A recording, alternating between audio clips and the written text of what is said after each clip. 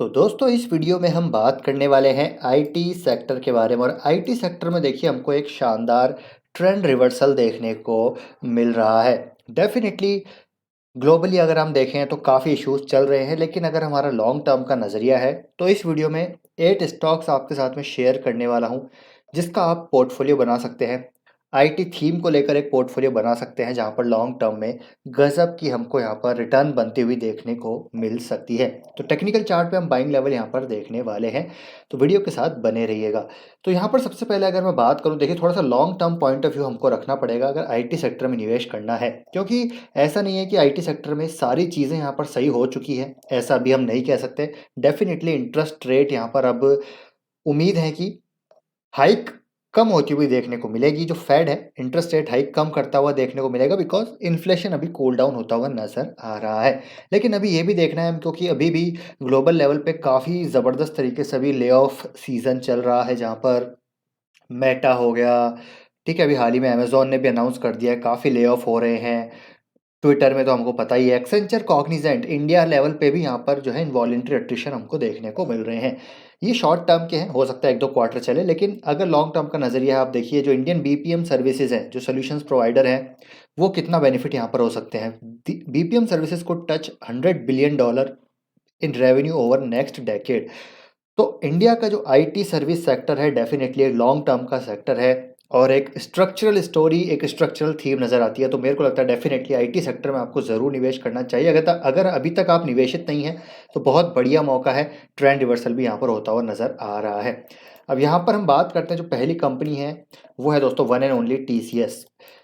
IT segment की सबसे बड़ी कंपनी और ग्लोबली भी one of the biggest solution service provider है टीसीएस, ठीक है। और आप देखिए कि एक ट्रेंड रिवर्सल हमको देखने को मिल रहा है। स्टॉक जो है 200 डे मूविंग एवरेज के ऊपर आ चुका है। तो आप बाय करना चाहते हैं तो एसआईपी वे में इसको बाय करते रहिए, क्योंकि अभी भी ऊपर इस तरह से 17-18% करेक्शन पे हमको देखने को मिल रहा है। अगर ये नीचे आता है तो मेरे ख्याल से ये जो ट्रेंड लाइन है इसकी, अब यही एक बहुत अच्छा सपोर्ट इसका बन जाएगा। तो यहाँ पर आप और बाय कर सकते हैं, बाय ऑन डिप्स डेफिनेटली कर सकते हैं। तो ये होगी पहली। दूसरी कंपनी दोस्तों यहाँ पर इन्फोसिस, और जिस सीक्वेंस में ये कंपनीज मैं आपको बता रहा हूँ उसी सीक्वेंस में आपको यहाँ पर अलोकेशन भी रखना है। हालांकि देखिए अलोकेशन आप different individual point of view से अलग अलग रख सकते हैं, रिस्क एपेटाइट की वजह को देखकर अलग अलग रख सकते हैं, लेकिन लार्ज कैप में ज़्यादा अलोकेशन और बिल्कुल यहाँ पर स्मॉल कैप में कम अलोकेशन, ठीक है। इन्फोसिस की बात की जाए तो अगेन इन्फोसिस को फिर से मैं यहाँ पर बार बार आपको रिकमेंड कर ही रहा हूँ, निचले स्तरों पर हमने बार बार इसको रिकमेंड किया ही है।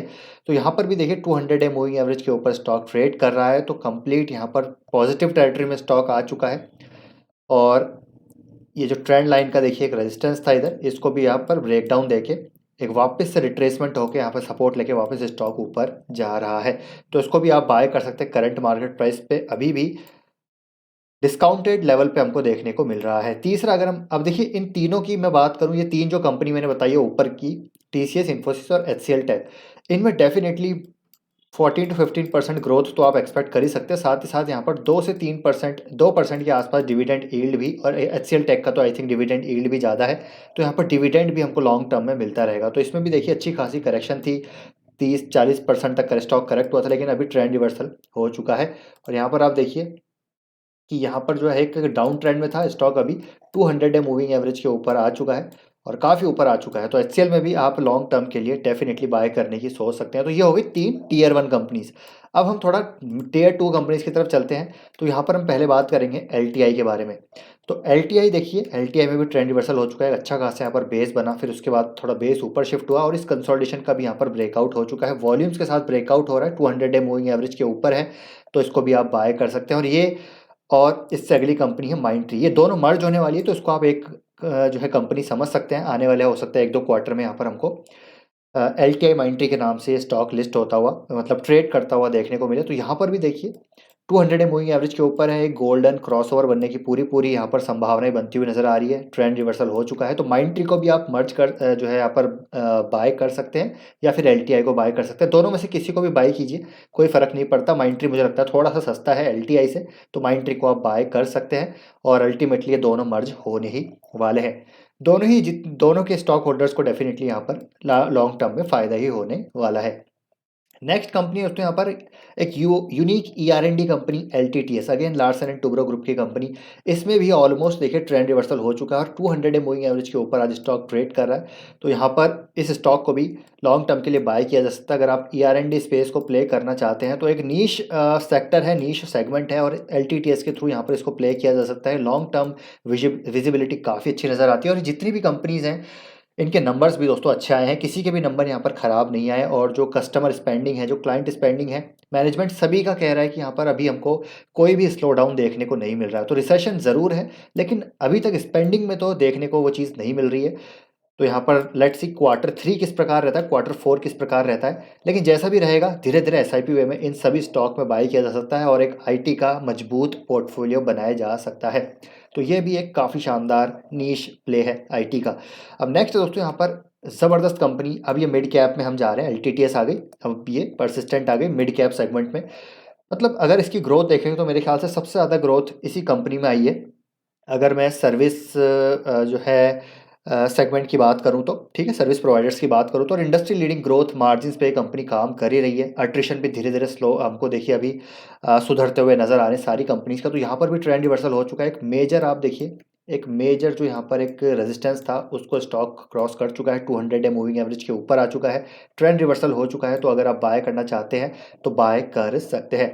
अब देखिए शॉर्ट टर्म वाले के लिए भी यहाँ पर ट्रेंड रिवर्सल हो चुका है तो वो बाय कर सकते हैं। हालांकि इन्वेस्टर्स के लिए कोई फ़र्क नहीं पड़ता, ये गिरता है स्टॉक तब भी आप बाय कर सकते हैं, कोई प्रॉब्लम नहीं है। बाकी शॉर्ट टर्म वालों के लिए अच्छा मौका है कि यहाँ पर अब ट्रेंड रिवर्सल के बाद बाय किया जा सकता है। इन्वेस्टर्स को लॉन्ग टर्म के लिए पोर्टफोलियो बनाना है तो आप इसको धीरे धीरे एसआईपी वे में बाय करते रहिए। अब नेक्स्ट कंपनी दोस्तों again mid cap company Coforge. इसमें भी देखिए ट्रेंड रिवर्सल हो चुका है, 200 डे मूविंग एवरेज के ऊपर है स्टॉक, तो इसको भी करंट मार्केट प्राइस पे बाय किया जा सकता है। शॉर्ट टर्म वाले 200 डे मूविंग एवरेज का यहाँ पर स्टॉप लॉस लगा के चल सकते हैं, उससे नीचे गिरता है तो फिर बेच सकते हैं। अभी ट्रेंड रिवर्सल हो चुका है तो जो मोमेंटम ट्रेड करना चाहते हैं वो इन स्टॉक्स को भी खरीद सकते हैं। हालांकि इन्वेस्टर्स के लिए अच्छी बात है कि यहाँ पर स्टॉक ऊपर जाएगा। और हमारे पोर्टफोलियो में जो आईटी में प्रेशर चल रहा था, आईटी सेक्टर की जो कंपनीज में हमारे पोर्टफोलियो में आईटी की वजह से जो प्रेशर जनरेट हो रहा था पोर्टफोलियो रिटर्न में, वो अब धीरे धीरे से वापस हमको सुधरता हुआ नजर आएगा, तो जो कि एक बहुत अच्छी बात है। और यहाँ पर देखिए काफ़ी सारे निवेशक एंट्री लेंगे, मोमेंटम वाले, शॉर्ट टर्म वाले, तो उसकी वजह से हो सकता है आईटी सेक्टर में हमको कंपनीज में थोड़ी और तेजी देखने को मिल जाए। नेक्स्ट कंपनी है तो स्मॉल कैप। अब ये है स्मॉल कैप, पहले हमने मिड कैप की बात करी है हैप्पीएस्ट माइंड। हैप्पीएस्ट माइंड में भी ऑलमोस्ट स्टॉक अब जो है 200 मूविंग एवरेज के आसपास ट्रेड कर रहा है। एक नीचे यहाँ पर बेस बना था इसका, अभी यहाँ एक बेस बनता हुआ नजर आ रहा है, तो यहाँ पर इसको भी आप बाय कर सकते हैं। लेकिन इसका लोकेशन आपका कम रहेगा क्योंकि इसके वैल्यूशन ज़्यादा है। हालांकि ग्रोथ काफ़ी अच्छी आएगी, उस हिसाब से वैल्यूशन इसको मिल रहे होंगे, लेकिन इसका वैल्यूशन आपको कम रखना है। सबसे ज़्यादा आपको रखना है टॉप 3 कंपनी में, उसके बाद मिड कैप में, उसके बाद स्मॉल कैप में, और इस प्रकार से अपने पोर्टफोलियो को आप अच्छी तरीके से मैनेज कर पाएंगे। तो ये है दोस्तों 8 कंपनीज, हालांकि आई थिंक 9 है, जिसमें से एलटीआई और माइंडट्री तो मर्ज हो जाएगी, वो एक हो जाएगी। तो ये 9 कंपनीज का पोर्टफोलियो बना सकते हैं और इनमें धीरे धीरे आप बाइंग कर सकते हैं। ट्रेंड रिवर्सल हो चुका है, लेकिन लमसम बाय नहीं करना है, एसआईपी वे में बाय करना है। Q3 और Q4 काफ़ी इंपॉर्टेंट रहने वाला है इन कंपनीज के लिए। वहाँ पर हमको पता चलेगा कि यूरोप में और जो नॉर्थ अमेरिका में जो सिचुएशन है वो किस प्रकार की और क्या इन कंपनीज में इम्पैक्ट पड़ रहा है। लेकिन हाँ, आपका अगर 5 से 10 साल का नज़रिया है तो मेरे ख्याल से कोई ज़्यादा फर्क नहीं पड़ता, आप इनको धीरे धीरे यहाँ पर ऐड करते रहिए। तो ये है दोस्तों 8 स्टॉक्स। आई होप वीडियो आपको इन्फॉर्मेटिव लगा होगा। पसंद आए वीडियो को लाइक कीजिए, शेयर कीजिए, चैनल को सब्सक्राइब कर लीजिए, ब्रेकआउट स्टॉक्स को भी सब्सक्राइब कर लीजिए। मिलते हैं आपसे नेक्स्ट वीडियो में। Till then take care, bye bye.